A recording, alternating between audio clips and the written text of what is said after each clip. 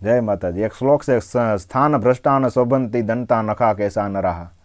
અમુક વસ્તુ સ્થાન છોડી દે ને એ હારી ન લાગે. સ્થાન ભ્રષ્ટાન શોભંતી દંતા, દાંતને ગમે એવા હાંસે પણ પડે એટલે નાખી દેવા પડે.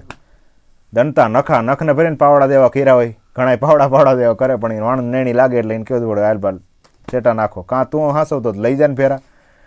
અને કેસા, વાળને ભલે ને ગમે એટલા સુગંધી ઓલા કીધું શેમ્પુ સુગંધી પાછા તેલ નાખતા હોય ને પણ નહીં, એ અહીંથી અહીં આવે એટલે કંઈક જડખખેર. દંતા કેસા નખા નરાહા, એમ માણસ એમ કે પોતાનું સ્થાન છોડી દે ને પછી ક્યાંયનો રહેતો નથી. એમ અમુક જગ્યાએ જ સારા લાગે. એમ આ દુહા ઉપરથી વાત યાદ આવે કે બેંકમાં બાવો ભૂંડો લાગે, હિમાળે એમ કહેવાય છે કે વાણિયો ભૂંડો લાગે, અને ગામમાં ગોવાળિયો ભૂંડો લાગે. બેંકમાં બાવો ભૂંડો લાગે એ એમ કહેવાય છે કે ભભૂત સોપડી હોય, કમંડલ આસવા હોય, સીપીઓ આસવા હોય, પછી પાસબુક કાઢતો હોય તો એ બેંકમાં ભૂંડો બહુ લાગે.